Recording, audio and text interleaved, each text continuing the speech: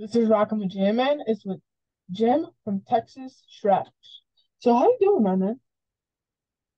I'm doing good. How's it going? Are you in Buffalo? Is that right? Yeah, I am in Buffalo. Done your research, eh? Yeah, I used to come up there and play some clubs and stuff. It was a place called Lafayette Tap Room. Was downtown on Washington, and played at Art Park with George Thorogood. Always had a good time in Buffalo. Now, a lot of people already know you're from your other band, but let's talk about Straps. How did this band come about? This was we were kind of brought together by some guys in New York City that had this idea to put us all together and thought it would make a cool album. And there's three guitar players, myself, Vince Converse, and Buddy Whittington. We got there's Vince right here. There's me, Buddy Whittington in the back, Jeff Simon, the drummer, Nathaniel Peterson on bass. And yeah, so we all got together and we had never played together as a group before we went to the studio to do this record. We just convened at the studio in New Jersey, and everybody brought their songs in, and we taught each other the songs and worked on the arrangements and just did everything really quick, really organically. It was very smooth and seamless. It was cool. Was this project something you had in mind when on the road with the Destroyers? Was it something I had in mind? Yeah, when you were on the road with the Destroyers. Uh, well, I mean, it wasn't until it was brought to my attention. Again, it was sort of orchestrated by outside forces. So, once we were recruited and, we were all into doing it. So, yeah, I mean, I was getting songs together while I was touring, and some of the songs were a few years old that I brought in. Um, but yeah, so I've been balancing different bands and stuff for years, so that wasn't anything new. How did you decide on the members? Well, again, it was the people that came that it was almost like a prefab group, but we had all had been in the business a long time and worked with other people. Some Buddy Whittington has been with John Mayall's Blues Breakers for 15 years, and Nathaniel, the bass player, worked with Savoy Brown, and I played with Jeff Simon, the drummer, and George Thorogood and the Destroyers. So yeah, this guy just said, you'll be in, you'll be in, you'll be in, you'll be in. You're a band. Now let's go in the studio. Decide on the members. Can you repeat that? How did you decide on the members? Well, it was the people that brought us together, put that together, decided. Do any of the destroyers feel left out? They were not included. If they are, then I haven't heard about it. I really doubt it. Everybody's got plenty going on their own time. Now, for those who have not heard you yet, how would you describe your sound? It's a Texas rock and roll sound. It's got a lot of blues in it, and uh, we were influenced by the growing up in the 70s in Texas. Like when we were coming of age, ZZ Top was just the biggest band because they were from Texas, and everybody got behind them and really loved it. And when we played guitar, we really took time listening to those records and picking them apart and trying to learn stuff. So that was a big influence. So sonically, you know that's kind of a touchstone for us. What's the writing process like for this band? Well, we all wrote it. We all brought our songs in. We worked individually, like we didn't write anything collectively. Everybody, Vince and Buddy and I all came in with our own songs. Um, I came in with four songs, and we worked. I said, "Here's the songs," and we did changed some arrangements when we got in the studio to record them. But everything was kind of prepared when we came in. Where does this project leave Monkey Beat? Well, it's just another thing I have to do. I'm still uh, doing my band. I'm playing a couple of shows here in Texas in December with Monkey Beat, and also on a bill with Mike Zito and his band, December 27th at the Kessler Theater in Dallas, and New Year's Eve at Do-Si Do in the Woodlands, just north of Houston. We did a single this year called "Get Your Head Right." Put that out like back in February, and I've got a new single that's in the can that I did with Tyler Bryant from Tyler Bryant, The Shakedown. Yeah, I like that a lot. It's called Dusty Groove, and that'll be out next. But I'm managing to balance all these projects. So I understand you had Stevie Ray Vaughan's watch for a while. Is that right? What all I heard was Stevie Ray Vaughan's watch. What was the rest of the question? You had that for a while, right? Well, my dad owned a jewelry store, and back in 1989, in Dallas, and Stevie Ray Vaughan was living in Dallas at that time, and he had this beautiful antique watch, and he needed to get it repaired. It wasn't running, so he brought it into my dad's shop, and I happened to be in the shop that day. So, yeah, I mean, we all visited and chatted, and he was really cool, and he never did come back and get the watch. So, fast forward to the next year, it was probably almost a year later in June of 1990 when he played in Dallas for the last time, it turned out. Um, I managed to get backstage and give him his watch back, and he was happy to have it back. And he was just wonderful and charming, and obviously a brilliant musician. And you became the Destroyer in 1999. Is that right? That's correct. How did that come about? I had known George and the band since 1990. They heard me playing in a bar in Memphis, and they dug it. And long story short, we got to be friends, and I ended up. They helped me get a record deal, and I got some management. I was sharing management with George for a while, and going out opening tours. That was mid 90s. And then by 98, 99, they were looking to expand and hire another guitar player. So they asked me to do it. And I've been there since 1999 as the second guitar player. About opening up for ACDC. Oh man, that was like so awesome. I was a huge fan of the band in high school, late 70s. I mean, I got to go see them with Bon Scott a couple of times, and it just blew my mind. They were so good, and I love the records, and um, so I was a huge fan going into that, and I was like super excited. So we did two shows with them in 2002 in Europe, and they were promoting Stiff Upper Lip, their current album, and so we did Helsinki and Hamburg, Germany, and it was just amazing. And they were the most gracious and nice people. They were so good to us, and like we hung out with them, and they were so nice. And I treasure that. I was so juiced after that show, the first show. I stayed awake all night. It was like I couldn't sleep. I was so excited. So yeah, I kind of liked it. What do you think when they had Axl Rose as the singer? I wasn't really into that. I think Brian's back, and I think Axel's a true fan to his credit, and I think he really digs the band. So I appreciate that, but I just hear it a different way.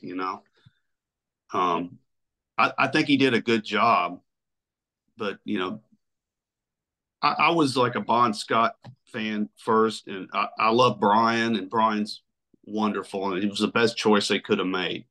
But yeah, Bon and Brian to me are the sound. When George retires, he will have like holograms like Kiss did. I don't know, but if they do, I wouldn't mind a little kickback on that. So you were married by a member of ZZ Top and then got divorced with the help of Kinky Friedman?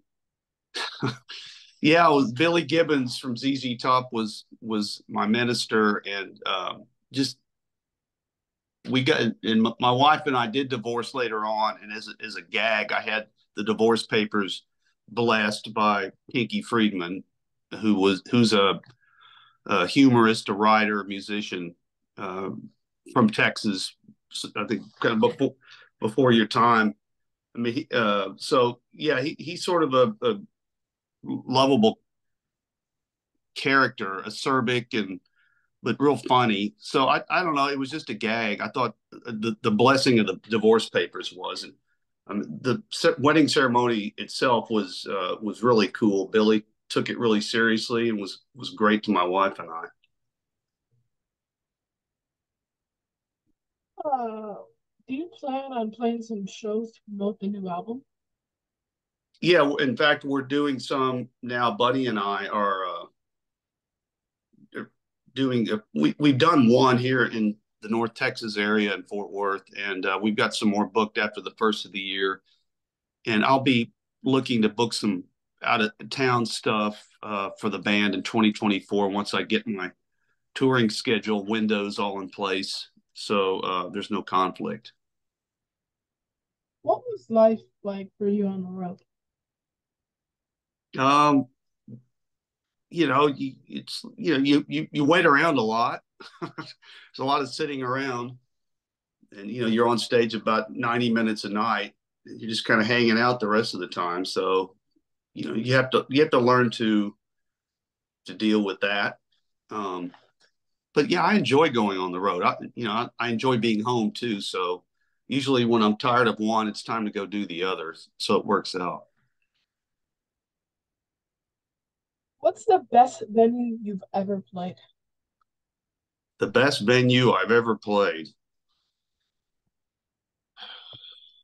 The, I mean, the most prestigious would probably be like Royal Albert Hall in London, uh, Red Rocks in Colorado outside of Denver is really cool. There's a place in Washington State called the Gorge, big outdoor amphitheater. It's also pretty cool. I always like playing at the Fillmore in San Francisco because of the history there. The Beacon Theater in New York City. I like the Paradiso in Amsterdam. Um, yeah, I mean those are the first ones that pop into my mind. What's the worst? uh, and there was this place. It I'm gonna just give you a snapshot of it. Like in the green room we had, they kept a dog in there, and the dog had like defecated and urinated all over the floor. Oh, They were going around spraying Lysol just up and down the hallway and in the room as if that was gonna fix it. But yeah, that's about all I'm going to give you on that one. I'm not going to give you the name and location because it could come back to bite me. did they ever explain why they had the dog there in the first place? No, it was the whole deal was real sketchy. So I didn't press my luck. I didn't want to know. But was it like the owner's dog or something? Or I think it they was just somebody say, that worked there. Somebody may have actually been living in there as well. I'm not sure. I think that was probably what it was. Just somebody was working at the club and sleeping there, like on the couch in the green room. In fact, I kind of tried to block a lot of that out, but I think thinking back, that may have been it. But yeah, it was like big thumbs down on that. what is on your writer? My rider, like personally, Yes. like uh, well, with George, like maybe a 6 pack of Shiner Bock beer. Um, just make sure we all have like bottled water, and you know, there might be some fruit or just like some snacks. that sort of thing. Nothing extravagant. Do you have a ritual before you go on stage? Do I what? Do you have a ritual before you go on stage? No, I just like try to warm up my hands and stuff. I'm not, I'm not doing anything spiritual or like trying to think about, I don't have any routine or true ritual in the sense that I think you mean. No, I just try to stay loose and positive and relaxed. Ever have a crazy interaction with a fan? Oh, yeah, sure. You know, like just like stalking people stalking you and that kind of thing. Um, yeah, there was a guy, in fact, this was like way back in the 80s. I was playing in this blues club in Fort Worth, and there was this guy that had actually been to prison for killing someone, and he was in there with his girlfriend. I think they were both like on something. I don't know. They're probably both high, and he was threatening me, and I had to like leave the stage and push him up against the bar and the cash register and to get him to stop. But he was, they threw him out. But and then somebody said, "Oh man, he carries a gun in the back of his belt." Well, it's nice to know that now. But I saw the guy years later somewhere, like in an outdoor show, and he threatened me again. I went and got a. There was actually a policeman standing like 20 feet away, so I went and got the policeman, and they bum rushed the guy out of there. Yeah, I often wondered what happened to him. that was a trip. Guess he had a real problem with you. He just did not like you. He didn't like anybody. He was nuts. He was just looking for conflict. He did it. Wow, that's crazy. Like years after, and then he's like, I still want to kill you. I Well, still. he never threatened to kill me. He was just talking crazy, saying, "Oh, I know Mick Jagger," and just Oh, I know the Rolling Stones, and it was just nonsense. It was like he was, I think, more mentally ill than uh, truly what's homeless. But yeah, that's one thing that pops into my mind. what's your favorite memory from playing a show? Oh, like I mentioned, ACDC doing that show and playing in front of 80,000 people with a band that I grew up loving, and just, it's a dream come true. That's a great memory. Uh, we worked with Bob Dylan. I got to meet him, and he was really nice and charming and stuff. But that was really cool. I mean, there's lots of stuff. But I mean, those are two that I really treasure, and those, with people that I really revere. So that's when it's really cool to me. When that's a personal connection. It's something I really like, or it's really influenced what I do. What is your worst memory from playing a show? Uh, my worst memory of playing a show, man, I try to block those out. I mean, there's bad shows, but usually it's you're in the wrong. The context is wrong. You're in front of the wrong audience. You could put a great band in front of the wrong audience for them, and it's not going to go well. So I think any stuff that I had like that was just because it was the wrong crowd, and I don't. Although I don't know, I'd almost rather have somebody be hostile to me than be indifferent. That's almost no reaction is worse. I guess even a bad reaction is better than none. But I don't know. I don't have a lot of bad memories. There were bad shows and like bad venues, rough places or whatever. But you just try to learn something and know that it's going to pass and move on and get out and get on to the next one. What do you do on your downtime for fun? Mainly just do a lot of catch up when I get home. Just household stuff. Um, and I stay in a lot just because I'm traveling a lot. So when I get home, And when I have the time, I'm more inclined just to kind of hang out and chill and listen to music and write new stuff. But yeah, I'm pretty quiet these days in my downtime. What was next for you? What's next? Mhm. Just more of the same. Wash, rinse, repeat. Just keep touring and keep playing, keep writing, keep moving, keep breathing. It's got to just keep going forward. What is next for you? Well, that's about the best Oh, answer I. I'm so sorry. No, that's okay. How do my followers follow you? How many of your followers follow me? How do my followers follow you? Like what website you got on? Like what's your Hey, I Instagram, Facebook? understand. Sorry. My website is jimsuhler.com, JIMSUHLER.com, or you can go to georgethorogood.com. And on my website, jimsuhler.com, you can get my show updates and Texas Scratch updates. And there is a Texas Scratch Facebook page. There's no website at this moment. And the record company for Texas Scratch is Quarto Valley Records, and they have a website as well with information. And the music's available on all streaming platforms, and you can download it through the usual places, like Amazon or iTunes. Stream it through Spotify, buy it on Amazon, or from Quarto Valley Records. And they can get your music there, right? Yes, yes, you can get downloads on my website as well. Do you have any cool merch? Do I have merch? Yeah, any cool merch? I've got some shirts. I've got some posters as well.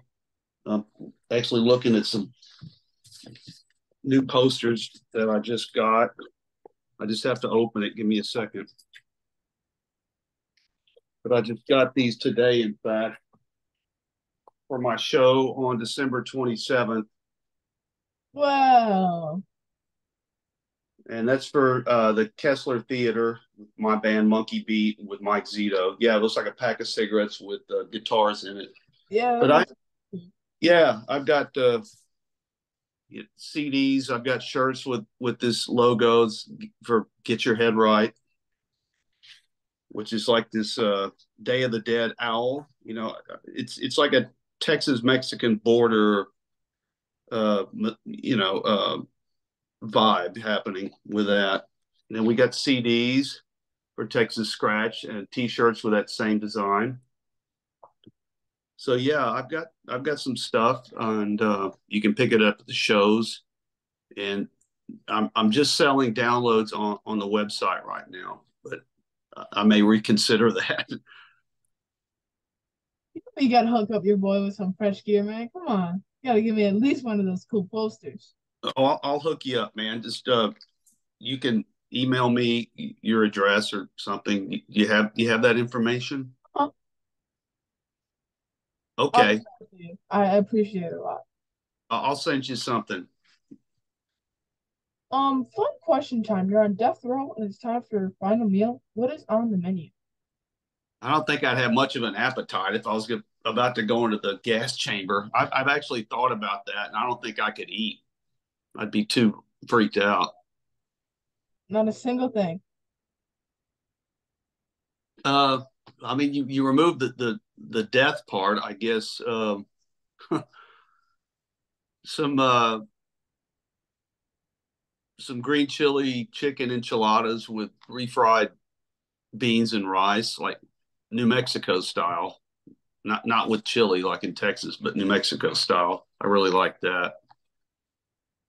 If you put on any superpower, what would you choose? If I could have any superpower, Yes. man, I just wish I didn't have to wear glasses so I could see again. I just like to have my normal vision back. Um, just probably like super sight. I think super hearing would drive me nuts because I'd be too Focus. focused on Yeah. I'm overwhelmed by like the tiniest details. So yeah, that would be my superpower, like see through walls and stuff. So let's say you could choose any song ever written by any band, and you can change that song to where you were the one who wrote it and it was your song. What song would it be and why? But I have to change it. Yeah, you could. Well, if you want to. Probably "Axis Bold as Love" by Jimi Hendrix. That. Uh, I don't know what I do to it. I mean, I already play "Are You Experienced," but I do it a different take on that. I play it on a 1931 steel body resonator guitar, but I run that through an amp, so it's like feeding back. But I think to do Hendrix, you almost have to kind of recast the song because there's so many literal interpretations of what he did, and so many people try to copy what he did. It's like you want to keep that adventurous spirit of the song, but kind of put your own stamp on it, which isn't easy to do. So you have to really like be sure about it before moving ahead. All right, man. Thank you for being on my show. It's been a pleasure speaking. Well, thanks, man, and send me your information and I'll hook you up. Okay, I appreciate it, man. Thank you so much. All right, take care. Thank you.